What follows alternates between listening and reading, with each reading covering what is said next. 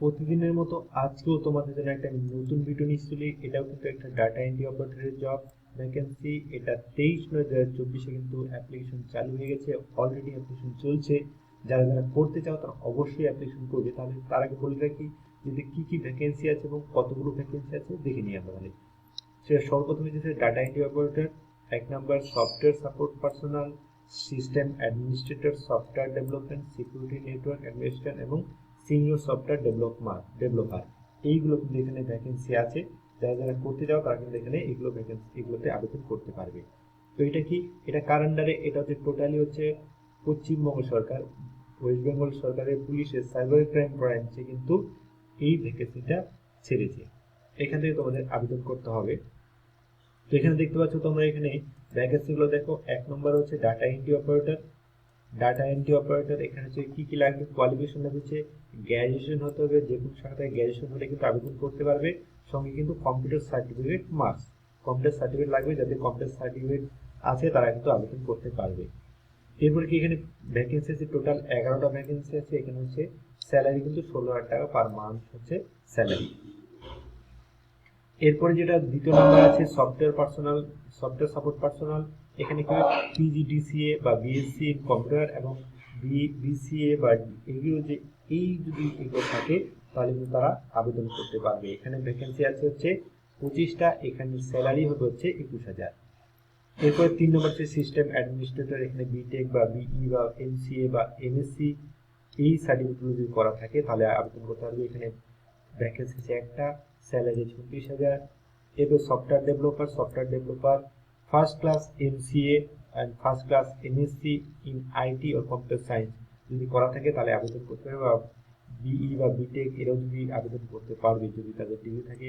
এখানে total vacancy 7টা, salary হবে 33,000। এরপরে এখানে দেখতে পাচ্ছ senior secretary, security network and administrator. এখানেও কি লাগবে, ফার্স্ট ক্লাস এমএসসি লাগবে বা বিটেক লাগবে বা বিএসসি কম্পিউটার যদি হয় তা আবেদন করতে হবে। টোটাল হচ্ছে 8টা ভ্যাকেন্সি। এখানে স্যালারি হচ্ছে 37,000। এরপরে 6 নম্বর যেটা বলবো সরাসরি হচ্ছে সিনিয়র সফটওয়্যার ডেভেলপার। এখানেও ফার্স্ট ক্লাস এমসিএ এবং first class MSc in IT computer science এগুলো যদি করা থাকে বা বিটেক এই ডিগ্রিগুলো যদি করা থাকে তাহলে কিন্তু তারা আবেদন করতে হবে। এখানে হচ্ছে ভ্যাকেন্সি 2টা, এর স্যালারি হবে 40,000, সিনিয়র সফটওয়্যার ডেভেলপার। তো এইবার এখানে আবেদন করবে কি করে? আবেদন করতে কিন্তু তোমাদেরকে যেতে হবে ওয়েস্ট বেঙ্গল পুলিশ gov.in এই ওয়েবসাইটে। এখান থেকে কিন্তু তোমরা আবেদন করতে পারবে। এই ওয়েবসাইটে তো আবেদন করতে হবে। আমি তোমাদেরকে দেখিয়ে দেবো কি করে টোটালটা আবেদন করতে হয়, প্রসিডিউর কি আছে। তো এখানে যে লাস্ট ডেট আছে হচ্ছে 18/10/2024 লাস্ট ডেট, 25/9/2024 থেকে চালু হয়েছে, 18/10/2024 কিন্তু লাস্ট ডেট। এরপর কিন্তু আবেদন করা যাবে না। তো এখানে তোমরা ইনস্ট্রাকশন দেখে নাও, কেয়ারফুলি তোমরা এগুলো দেখে নেবে। আপলোড করার সময় কি কি লাগিয়ে থাকে ফর্ম ফিল আপে। তো চলো আমরা হচ্ছে দেখা হচ্ছে কি করে আবেদন করবো। তো আমাদের আবেদন করার জন্য যেখানে দিতে হবে সেটা হচ্ছে ওয়েস্ট বেঙ্গল পুলিশ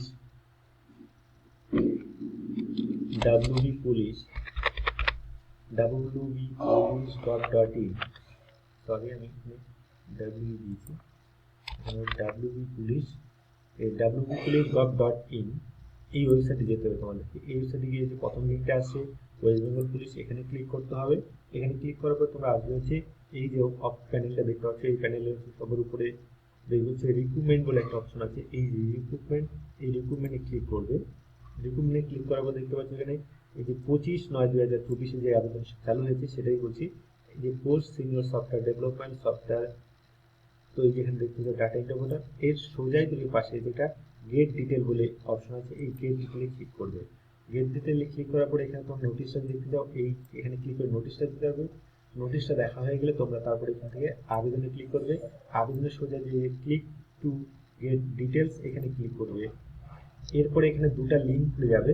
দুটা লিঙ্ক, প্রথমের যে লিঙ্কটা আছে সেটা হচ্ছে সিনিয়র সেক্রেটারি নেটওয়ার্ক অ্যাডমিনিস্ট্রেটর এবং সিস্টেম অ্যাডমিনিস্ট্রেটরদের জন্য। আর পরের যে লিঙ্কটা আছে এটা হচ্ছে সফটওয়্যার সাপোর্ট পারসন এবং ডেটা এন্ট্রি অপারেটর। যদি তোমরা ডেটা এন্ট্রি অপারেটরের জন্য আবেদন করবে অবশ্যই তোমরা নিচের লিঙ্কে ক্লিক করবে। এই নিচের লিঙ্কে ক্লিক করার পর একটা ইনস্ট্রাকশন দেওয়া হবে এখানে। এই ইনস্ট্রাকশন তোমরা পড়ে নেবে তোমাদের মতো করে। আর পড়া হয়ে গেলে তোমরা এখানে প্রসেস করবে।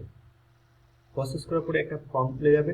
এই ফর্মটাকে তোমরা হচ্ছে ঠিকঠাক করে পূরণ করে দেবে। এখানে তোমরা দেখবে হচ্ছে যে ডাটা এন্ট্রি অপারেটর, এই যে post code 5 data entry operator select করে দিলে এখানে ফার্স্ট নাম, এখানে সেকেন্ড নাম, কার যদি মিডিল নাম থাকে তাহলে মিডিল নাম দেবে।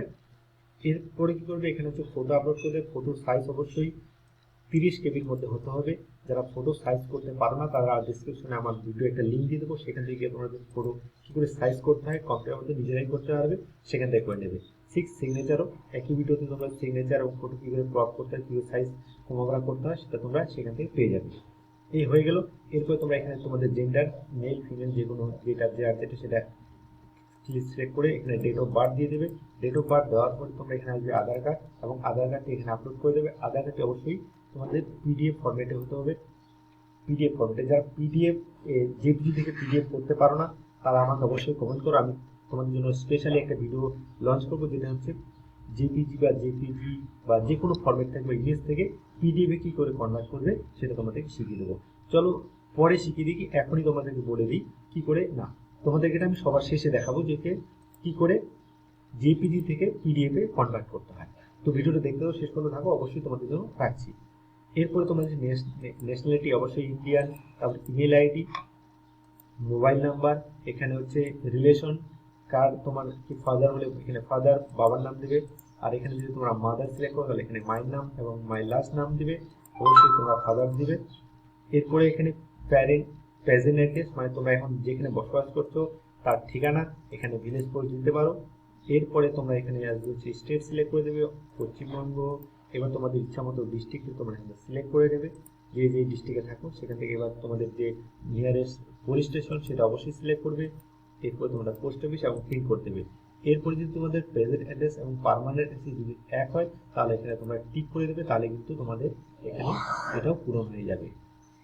অ্যাড্রেসের যখন তোমার শেষ হয়ে গেলো, এরপরে কোয়ালিফিকেশন, এখানে অবশ্যই এই পোস্টের জন্য কি গ্র্যাজুয়েট হতে হবে, অবশ্যই একটাই অপশন হচ্ছে গ্র্যাজুয়েট, এখানে তোমরা গ্র্যাজুয়েশন সিলেক্ট করে দেবে। এরপরে ইউনিভার্সিটি বা বোর্ডের নাম তোমরা দিয়ে দেবে, যে যে ইউনিভার্সিটি থেকে পাস করেছো সেই ইউনিভার্সিটির নাম দেবে। এখানে পাসিং ইয়ার কত সালে পাস করেছো এবং তোমাদের পার্সেন্টেজ কত ছিল সেটা কিন্তু তোমরা অবশ্যই এখানে দিয়ে দেবে। এরপরে বললাম কম্পিউটার সার্টিফিকেট, তোমরা যে কম্পিউটার সার্টিফিকেট কিন্তু লাগবে, এখানে স্টার মধ্যে আছে ম্যান্ডেটরি। যাদের কম্পিউটার সার্টিফিকেট নেই তারা যারা অনলাইনে এক্সামের মাধ্যমে যেটা কম্পিউটার সার্টিফিকেট পেতে চাও তারা কিন্তু আমার সঙ্গে যোগাযোগ করতে পারো। আমাদের একটা কোর্স আছে RUICM থেকে একটা কোর্স আছে, যেখানে তোমরা অনলাইনের মাধ্যমে কোর্স করে কিন্তু সার্টিফিকেট পেয়ে যেতে পারো খুব তাড়াতাড়ি। এরপরে যেটা এখানে হচ্ছে সার্টিফিকেট কোর্স নেট, যেই কোর্সটা তুমি করেছো সেই কোর্সের নাম দেবে, এখানে কোন ইনস্টিটিউট থেকে বা কোন সংস্থা থেকে করেছো সেটা দেবে, এবং কত মাসের কোর্স করেছো সেটা কিন্তু মাসে দিতে হবে। কিন্তু ইয়ারে দিলে হবে না, 1 বছর ইয়ে দিলে হবে না, অবশ্যই তোমাদের উল্লেখ করতে হবে। যদি 1 বছর হয় তাহলে 12 মাস, 1 বছর হলে 12 মাস, আর 6 মাসের হলে 6 মাস দিয়ে হবে, কিন্তু মাস করে দিতে হবে। আর এখানে তোমরা অবশ্যই রেজাল্ট, মানে এখানে দেখতে পাচ্ছ রেজাল্ট মানে পার্সেন্টেজ, এখানে তোমরা কত পার্সেন্ট পেয়েছো সেটা এখানে বসিয়ে দেবে। এবার ওয়ার্ক এক্সপিরিয়েন্স যদি কারো থাকে তোমরা এখানে দিতে পারো, যদি না থাকে এটা ম্যান্ডেটরি নয়, এটা অপশনাল, স্কিপ করে যাও। এরপরে চলে আসবে তোমাদের লাস্ট এক্সাম মার্কশিট সার্টিফিকেট। যারা হচ্ছে গ্র্যাজুয়েশন দিয়েছো তাহলে তোমাদের অবশ্যই গ্র্যাজুয়েশনের সার্টিফিকেট লাগবে। যারা এখনো গ্র্যাজুয়েশনের সার্টিফিকেট পাওনি তাদের কিন্তু লাস্ট ইয়ার যে ফাইনাল মার্কশিট, সেই মার্কশিটটা এখানে আবেদন আপলোড করে দেবে। সঙ্গে হচ্ছে কম্পিউটার সার্টিফিকেট, যে কম্পিউটার সার্টিফিকেটটা সেখানে কিন্তু এখানে আপলোড করে দেবে, কম্পিউটার সার্টিফিকেট আপলোড করে দেবে। এরপরে আসলে ওয়ার্ক এক্সপিরিয়েন্স যদি থাকে আপলোড করবে। তাছাড়া এখানে তোমাদের প্লেস, যেটা তোমাদের হচ্ছে গ্রামের নাম, সেখানে দিয়ে কিন্তু এবার ডিক্লারেশন ক্লিক করে সাবমিট করে দেবে, তাহলে কিন্তু তোমাদের আবেদন একদম কমপ্লিট। এরপর কোনো কিছু করতে হবে না, কোনো পেমেন্ট করতে হচ্ছে না, এবং জিরো পেমেন্ট, এখানে কোনো কিন্তু ফিস লাগছে না, এখানে ফিস লাগবে না, একদম ফিস ফ্রি। তো এইবার যারা যারা সঙ্গে আছো এবার তারা দেখতে থাকো কি করেছে, যে কোনো ইমেজকে জেপিজিকে বা যে কোনো ফরম্যাট থেকে তোমরা কি করে হচ্ছে পিডিএফ বানাবে। তার জন্য তোমাদের অবশ্যই চলে আসবে গুগলে, যে কোনো একটা ট্যাব খুলে নেবে, এখানে লিখবে হচ্ছে তোমরা হচ্ছে জেপিজি টু পিডিএফ করে দেবে, এখানে এন্টার করে দেবে।